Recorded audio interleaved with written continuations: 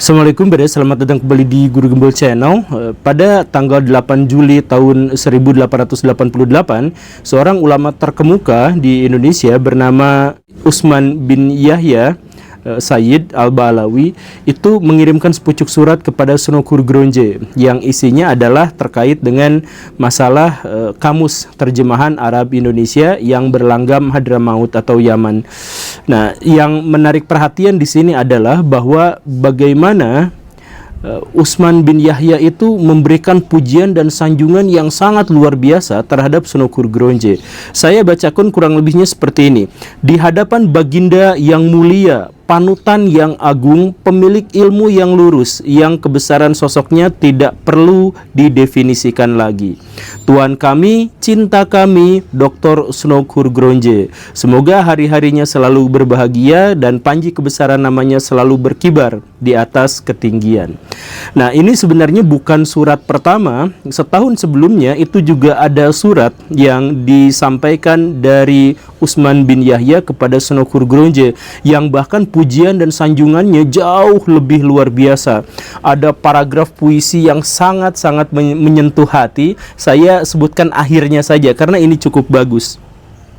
Rinai-rinai kerinduan yang telah mengungkapkan segala laku sanjung dan puja yang dihadiahkan ke hadapan hadirat keagungan termurni, sumber kebanggaan dan pujian Tuan Agung Dr. Sunan Gurgronje. Nah, ini sanjungannya sangat luar biasa, bahkan saya terkesima dengan kemampuan Pak Utsman bin Yahya dalam menuliskan surat yang begitu indahnya. Nah, dalam hal ini banyak orang yang tentu saja bingung. Jadi sebenarnya apakah Sunan Gurgronje itu adalah seorang ulama besar sampai bahkan ulama-ulama pada waktu itu menyanjungnya sedemikian rupa, atau diakah sebenarnya hanya sekedar seorang akademisi, misionaris atau maksudnya orientalis yang mencoba mendalami Islam tanpa dia mengimani akidahnya. Nah, apakah seperti itu? Ini sangat kontroversial sebenarnya bahkan sampai hari ini. Kalau Baraya misalkan ngecek sumber-sumber itu, apalagi hari ini, biasanya media-media di Indonesia mewartakan bahwa Sunan Gurgronje itu adalah seorang yang jahat, seorang akademisi yang dikirimkan Belanda ke Indonesia justru untuk menyelidiki perjuangan Indonesia dan mengetahui letak kelemahannya. Tetapi ada juga orang yang mengatakan bahwa Sunan Gurgronje itu adalah seorang mu'alaf yang beneran masuk Islam dan kemudian menjadi salah satu pembaharu yang pikiran-pikirannya dan gagasan-gagasannya itu layak untuk dipertimbangkan di dunia modern. Baraya termasuk klub yang mana? Dan di sini kita akan ungkap masing-masing argumentasinya sekaligus juga untuk menjelaskan bagaimana kisah kehidupannya. Simak videonya, yuk kita bahas.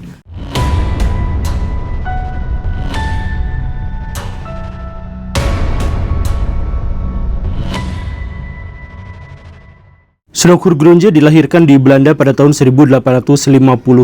Kakeknya adalah seorang pendeta Protestan yang tentu saja berpengaruh, dan demikian pun dengan ayahnya. Dan diharapkan bahwa Sunan Gurgronje juga akan mengikuti jejak kakek dan ayahnya. Makanya sejak kecil dia dibina dengan pendidikan agama Protestan yang sangat kuat, dan kemudian dia masuk ke jurusan teologi, yaitu untuk memperkuat argumentasi-argumentasi dia dalam beragama.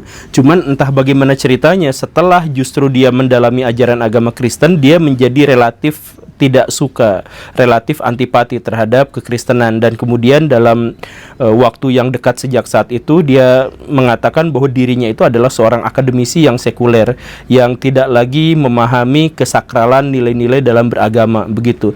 Kendati demikian, dia masih sangat suka pada ilmu pengetahuan dan masih sangat suka pada dialog terkait dengan agama-agama, khususnya dalam hal ini adalah agama-agama Timur Tengah. Dia suka dengan agama Yahudi, dia suka dengan Islam dan Kristen, tapi hanya sebagai seorang akademisi yang kemudian dia belajar sangat mendalam terkait dengan bahasa-bahasa yang ada di sana. Bahasa, budaya, karya, seni dan sebagainya, beliau suka terkait dengan hal-hal yang semacam itu. Dan akhirnya beliau menjadi sangat fasih dalam berbahasa Yahudi ataupun berbahasa Arab. Dia kemudian fokus pada pelajaran agama Islam yang dia pikir ini adalah sesuatu yang cukup menarik karena latarnya itu adalah Protestan dan tentu saja sudah memiliki kaitan yang sangat mendalam dengan tradisi Yahudi. Maka adalah sebuah tantangan yang sangat luar biasa ketika dia mendalami bahasa Arab dan ajaran agama Islam. Dia cukup mumpuni dalam pengetahuan beragama Islam, dan pada akhirnya dia menemukan sebuah fakta bahwa untuk bisa menyelami ajaran agama Islam, maka kita harus berinteraksi langsung dengan orang-orang Islam dan memahami bagaimana mereka memperlakukan sesamanya. Maka sejak saat itu ada niatan, dan yang akhirnya terwujud, dia harus datang ke Mekah untuk bisa belajar agama Islam. Tetapi diketahui bahwa Mekah dan Madinah itu adalah kota yang eksklusif hanya untuk kaum muslimin saja. Sehingga pada waktu itu Sunan Kudus bahkan sampai, nah ini adalah sesuatu yang sangat kontroversial pada waktu itu. Dia sampai mengucapkan 2 kalimat syahadat hanya untuk masuk ke Mekah di bawah bimbingan seorang Habib. Dan ketika dia sudah mengatakan bahwa dirinya adalah seorang muslim dengan bersyahadat, dia pun cukur rambut dan kemudian dia disunat. Yang menunjukkan dalam hal ini sangat serius. Nah, keseriusan inilah yang menjadi kontroversi. Masalahnya gini Baraya, apa sih masalahnya kalau kita ungkit-ungkit agama orang lain? Itu kan masalah pribadi. Ya, kalau misalkan kita itu adalah urusan pribadi. Tetapi untuk Sunan Kudus kita benar-benar harus memahami itu. Sebenarnya dia tuh latarnya itu adalah orang Islam beneran yang masuk ke dalam Islam secara tulus atau pura-pura masuk Islam gitu. Karena ini terkait dengan visi kedepannya ketika dia bergaul dengan orang-orang Arab, bergaul dengan orang-orang Indonesia dan sebagainya, dan kemudian memberikan pelaporan-pelaporan kepada Belanda terkait dengan pergerakan Islam di Indonesia. Apakah itu karena dia adalah seorang muslim atau karena dia punya kepentingan-kepentingan tertentu yang diamanahkan pemerintah kolonial Belanda kepadanya sebagai seorang akademik gitu. Nah, inilah yang cukup membingungkan dalam hal ini. Kan pada akhirnya kita hanya harus bisa menduga-duga karena kita tidak memiliki metodologi untuk bisa menyelami sosok atau motif seseorang atau hati seseorang terkait dengan keyakinannya gitu. Kan nggak bisa. Ya, walaupun ada beberapa pengakuan misalkan dari sahabatnya yang mengatakan bahwa Sunan Kudus pada waktu itu masuk Islam itu sebenarnya hanya pura-pura saja, tidak tulus, dan tujuannya sepenuhnya adalah untuk akademik. Ada yang dicurhati seperti itu. Tetapi ada juga yang sebaliknya yang mengatakan, misalkan keluarga-keluarga dekatnya dan beberapa ulama di Saudi yang mengatakan bahwa Sunan Kudus itu adalah muslim yang taat dan sesungguhnya secara sungguh-sungguh masuk ke dalam agama Islam gitu. Ya, tetapi apapun itu kita tunda dulu karena setelah dia masuk ke tanah Arab, ke Mekah, kemudian dia mendapatkan akses terhadap ilmu pengetahuan yang sangat luar biasa di Mekah itu, bertemu dengan ulama-ulama, bertemu dengan pemimpin-pemimpin, bertemu dengan orang-orang Islam di seluruh dunia yang menunaikan ibadah haji dan sebagainya, termasuk juga dia mendapatkan perhatian yang sangat cukup kuat dari orang-orang Turki, dari orang-orang Saudi dan sebagainya. Maka dia mendapatkan pengetahuan yang luar biasa. Ketika dia akhirnya kembali ke Belanda, dia berani dan mengkritik orientalis-orientalis sebelumnya yang dia katakan tidak akurat datanya, karena dia bawa data yang jauh lebih akurat karena dia melakukan penelitian terlibat. Jadi dia penelitian tapi dia langsung terlibat ke situ karena tujuannya adalah meneliti orang-orang Islam, maka dia menjadi orang Islam gitu. Nah, di Belanda dia dipahaminya dengan kondisi yang seperti itu, dan ketika orang-orang Belanda itu melihat tulisan-tulisannya yang ternyata luar biasa, harus dikatakan dalam konteks ini adalah bahwa Sunan Kudus itu adalah salah satu orientalis terbaik sepanjang sejarah, di mana tidak akan ada orientalis manapun yang tidak akan mengutip perkataannya dan tidak akan menjadikan referensi buku-buku Sunan Kudus. Itu pasti gitu, karena dia adalah salah satu yang paling mumpuni dalam hal ini. Nah, pemerintah kolonial Belanda juga mengetahui hal itu dan kemudian menawarkan kepada Sunan Kudus, "Nye, mau nggak datang ke Nusantara, ke Hindia Belanda?" "Oh, boleh." "Emang kenapa di sana?" Di Nusantara itu ada satu kerajaan yang hampir-hampir tidak bisa ditaklukkan oleh Belanda. Namanya Aceh. Orang-orang Aceh itu punya karakteristik perang yang sangat berbeda dibandingkan dengan kerajaan-kerajaan yang lain di Nusantara. Jadi kalau kerajaan lain di Nusantara itu, kalau rajanya udah kena, kemudian keratonnya udah bisa diduduki, ya udah selesai. Perang tamat, Belanda menang, mereka kalah gitu. Nah, bedanya di Aceh itu adalah bahkan ketika keratonnya diduduki atau ketika rajanya berhasil dikalahkan, dibunuh atau ditawan, itu tidak menghentikan perang sama sekali. Perang justru akan terjadi menjadi lebih sporadis, lebih liar dan lebih tidak terduga. Karena apa? Karena perang itu pada akhirnya akan dipimpin oleh pemuka-pemuka agama yang tersebar di setiap desa dan kota di Aceh. Sehingga dalam kondisi yang seperti itu, dalam pikiran Belanda, hanya dengan cara membantai seluruh orang Aceh baru perang itu akan usai, dan itu tentu saja tidak mungkin, itu mustahil. Nah, karena itu maka Sunan Kudus diminta oleh Belanda untuk datang ke Nusantara dan secara khusus ke Aceh untuk menyelidiki apa yang paling mungkin bisa dilakukan agar Aceh itu bisa ditundukkan. Maka datanglah Sunan Kudus ke Aceh dan pada waktu itu mengaku diri sebagai seorang ulama dari sekitaran Turki dan lain sebagainya, dan ngakunya bernama sebagai Abdul Ghaffar gitu, Abdul Ghaffar.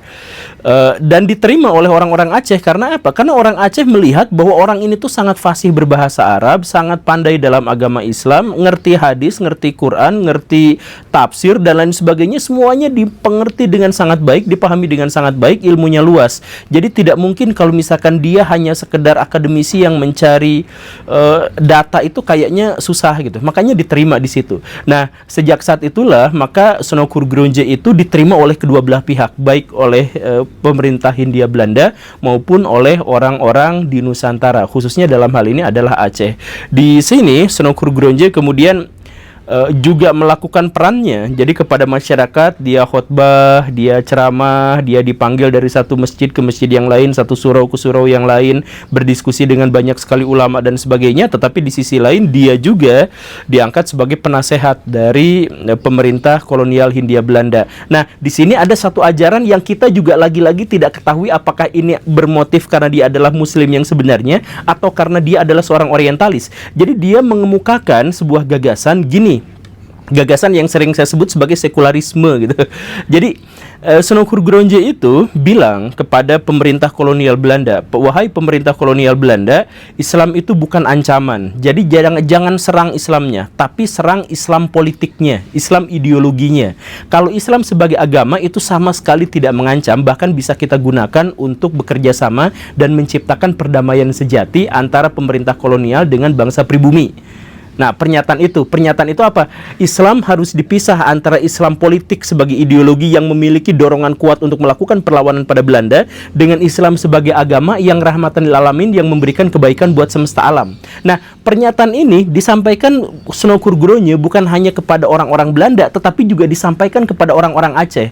Jadi orang-orang Aceh, kalian sekarang fokusnya itu jangan soal perang, fokusnya jangan soal politik, jangan soal keperdagangan, fokusnya itu adalah soal bagaimana kita menghidupkan masjid, bagaimana kita bisa bersabar, bagaimana caranya kita mencari nafkah dengan cara yang halal, dan lain sebagainya. Nah, ajaran ini tuh sebenarnya apakah Sunan Kudus sedang berupaya untuk menyelamatkan orang-orang Aceh dari serangan militer orang-orang Belanda? Kemungkinan yang pertama. Atau kemungkinan yang kedua, merusak orang-orang Aceh agar semakin jihad mereka, semangat perang mereka melawan penjajah itu lunak.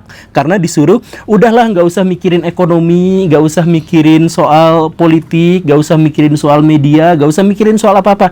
Yang penting surau-surau nanti sama pemerintah kolonial Belanda akan diperbagus, masjid-masjid, pesantren-pesantren akan dibaguskan, akan dibiayai, akan disubsidi dan sebagainya. Nah, inilah yang cukup membingungkan gitu. Makanya saya sering mengatakan di berbagai kesempatan bahwa Islam di Indonesia yang sekarang itu adalah Islamnya Sunan Kudus gitu. Kan sekarang Islamnya Indonesia itu adalah sedikit-sedikit misalkan jihad, sedikit-sedikit apa, tapi di dunia politik, di dunia teknologi kita tuh tertinggal jauh gitu. Media massa kita tertinggal jauh, apa-apa kita tertinggal jauh. Rumah sakit yang paling bagus pasti bukan milik muslim, sekolah yang paling bagus mayoritas juga bukan milik muslim gitu ya. Atau misalkan secara umum kita ketahui seperti itu misalkan, atau perbankan gitu, atau media massa itu paling banyak juga yang paling bagus itu bukan milik yang muslim. Karena apa? Karena muslim tidak menggarap itu semua. Muslim sibuk sama pengajian, sibuk sama perdebatan dan lain sebagainya. Nah, ajaran ini sebenarnya adalah ajarannya Sunan Kudus. Cuman dalam konteks ini kita juga tidak bisa mengetahui secara pasti apakah ajaran ini adalah ajaran Sunan Kudus untuk melindungi kaum muslimin dari serangan militer Belanda atau untuk memberikan keuntungan kepada Belanda berupa mudah menyerahnya orang-orang pribumi. Nah, begitu kan? Ditambah lagi dari Sunan Kudus bukan hanya melakukan sekedar hal yang semacam itu. Ketika dia datang ke misalkan Jawa, dia menciptakan koneksi yang sangat kuat dengan para ulama-ulama di Indonesia gitu. Jadi misalkan gurunya Kiai Haji Ahmad Dahlan, siapa saya lupa namanya yang darat-darat itu. Ya, saya mau nanti ya dikoreksi ya. Itu kan juga sebenarnya berinteraksi dengan beliau, tadi itu yang memuja dan memuji Sunan Kudus secara berlebihan ya hanya Pak Usman bin Yahya Habib itu. Kita juga tidak tahu apa hubungannya, sampai seberapa besar hubungan di antara mereka, cuman yang pasti adalah mereka terkoneksi dengan sangat baik. Bahkan Sunan Kudus juga kan menikah 2 kali dengan wanita pribumi yang adalah anak dari ajengan, anak dari kiai. Salah satunya yang istri yang kedua itu adalah bahwa anak dari Khalifah Apo. Jadi kalau misalkan Baraya di Bandung tinggalnya, kemudian Baraya menemukan ada jalan namanya Khalifah Apo. Nah, Khalifah Apo itu adalah seorang ulama terkemuka pada waktu itu, yang dia adalah mertua dari Sunan Kudus. Dan bagi wanita-wanita pribumi serta anak-anaknya yang menikah dengan Sunan Kudus itu mereka memberikan kesaksian bahwa Sunan itu adalah seorang muslim beneran, bahkan muslim yang taat gitu. Bukan hanya ilmunya luas, tapi ibadah-ibadah harian juga tidak pernah tertinggal. Begitu, itu juga pengakuan dari putranya dan seterusnya dan seterusnya. Hanya saja, nah ini lagi-lagi membingungkan gitu ya. Di tahun 1906 itu Sunan Kudus pulang ke Belanda karena masa baktinya di Indonesia sudah usai dan tidak lagi bertemu dengan sanak keluarganya. Sudah ditinggalin aja di Indonesia gitu. Jadi saya juga tidak tahu bagaimana kesedihan yang terjadi pada waktu itu, tapi sudah pergi ke Belanda, ditinggalkan dan tidak ada kontak lagi kecuali hanya kontak surat-suratan gitu. Dan Sunan Kudus bahkan menikah lagi di negeri Belanda dengan seorang perempuan yang punya anak namanya Christine. Jadi dia keluarganya di sana Kristen lagi gitu. Nah, berarti Sunan Kudus di sana Kristen dong. Berarti di Indonesia doang yang ngakunya Islam. Nah, ini lagi-lagi membingungkan. Karena apa? Karena walaupun dia sudah balik ke Belanda, dia tuh sebenarnya masih diundang di berbagai kajian-kajian di seluruh dunia.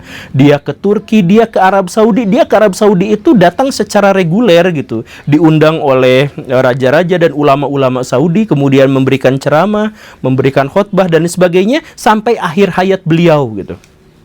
Nah, ini makanya lagi-lagi ini adalah kontroversi. Kalau misalkan di Indonesia, kenapa kontroversi itu mengarah bahwa Sunan Kudus itu adalah seorang antagonis gitu, seorang yang menyamar untuk menghancurkan Islam? Itu referensi yang paling utamanya itu sebenarnya dari Rashid Ridho, dari Sayyid Rashid Ridho. Rashid Ridho itu kan adalah muridnya Abduh dan gurunya Syekh Hasan Albana. Dan karena gerakan Ikhwan dan kemudian majalah Al-Manarnya juga di Indonesia itu sangat populer pada waktu itu, maka pengaruhnya itu sangat besar. Nah, Syekh Rashid Ridho itu menjelaskan kepada orang-orang bahwa Sunan Kudus itu adalah seorang orientalis tulen yang mengajarkan Islam hanya untuk menghancurkannya. Jadi ajaran sekularisme itu bahwa Islam ya sudah cukup di masjid aja, mikirin kitab kuning, mikirin soal fikih dan sebagainya, sedangkan ilmu pengetahuan soal media massa, soal ekonomi, soal sains, soal politik dan sebagainya itu bukan urusan Islam, serahkan saja kepada orang lain. Nah, itu ajaran dari Sunan Kudus yang digunakan untuk merusak Islam. Itu versi dari Rashid Ridho. Sedangkan dari versi yang lain ya dari ulama-ulama Saudi gitu ya. Kemudian dari keluarga-keluarga besar yang ada di Indonesia, keluarga Sunan Kudus yang masih ada gitu, yang mengungkapkan bahwa bahkan sampai akhir hayat Sunan Kudus itu adalah seorang muslim yang taat gitu. Walaupun istrinya tidak beragama Islam dan anaknya juga tidak beragama Islam, tetapi dia tetap adalah seorang muslim sampai dia meninggal itu tahun berapa? Tahun 1917 gitu. Kejauhan 1936. Nah, sampai pada waktu itu Sunan Kudus itu adalah seorang muslim dan koneksinya dengan ulama-ulama di Timur Tengah dan ulama di Eropa itu masih sangat-sangat kuat gitu. Nah, jadi menurut Baraya gimana? Apakah dia adalah seorang muslim atau tidak? Nah, yang jelas Baraya silahkan milih salah satu pendapat, tetapi bukan berdasarkan sentimen-sentimen, tetapi berdasarkan argumentasi. Terima kasih karena sudah menyimak. Saya Guru Gembul pamit. Assalamualaikum warahmatullahi wabarakatuh.